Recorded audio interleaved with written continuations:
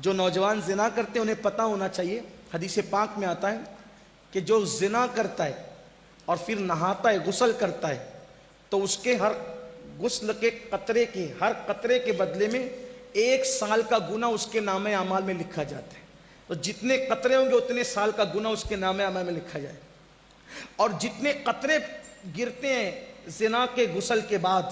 اس سے شیاطین پیدا ہوتے ہیں، وہ سارے شیاطین قیامت تک پاپ کریں گے، اور ان سب کے پاپ کا عذاب اس کے سر ڈالا جائے گا جس کے زنا کے غسل سے وہ شیاطین پیدا ہو۔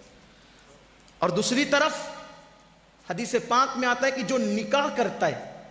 اور نکاح کرنے کے بعد جائز ملاقات بیوی سے کرتا ہے اور پھر غسل کرتا ہے، تو ہر قطرے کے بدلے میں 1 سال کی عبادت کا ثواب لکھا جاتا ہے، اور جتنے قطرے ہوتے ہیں ان کی تعداد کے برابر فرشتے پیدا کیے جاتے ہیں، اور قیامت تک وہ جتنی عبادت کریں گے اس سب کا صلہ اس کو ملے گا جس کے غسل کی قطرے کی تعداد کے برابر وہ فرشتے پیدا ہوئے۔ بہت سستا سودا ہے،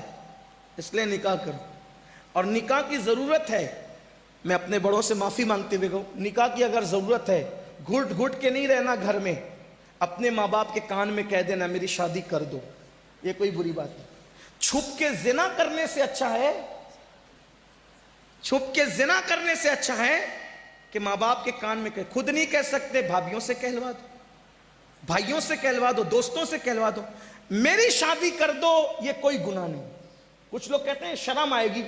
اگر کوئی نوجوان کہتے میری شادی کر دو تو عورتیں باتیں کرتی اللہ اس کو کیا ہو گیا، یہ پاگل تو نہیں ہو گیا،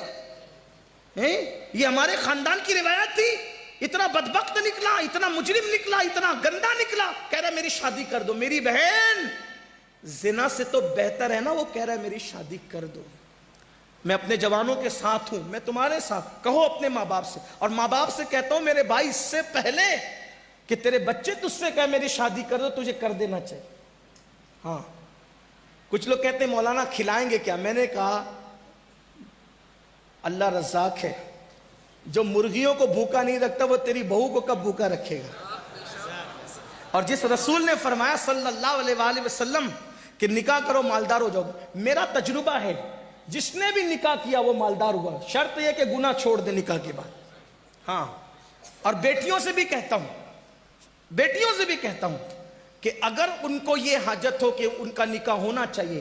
تو وہ کسی کا ہاتھ پکڑ کر بھاگنے کی بجائے وہ شرافت کے ساتھ اپنی ماں کے کان میں کہہ دے کہ میری شادی کر دیجیے، یہ بھی کوئی عیب نہیں، بیٹیوں کے لیے بھی ہے، کیونکہ جتنے حقوق بیٹوں کے اتنے حقوق بیٹیوں کے۔ جام نگر والوں یہ نہیں کہنا میں بگاڑنے کے لیے، واللہ کسی کا ہاتھ پکڑ کر بھاگنے سے تو اچھا ہے نا کہ تیرے کان میں تیری بیٹی کہہ دے کہ میری شادی کر دو۔ یہ کوئی جرم نہیں ہے، یہ کوئی گناہ نہیں ہے۔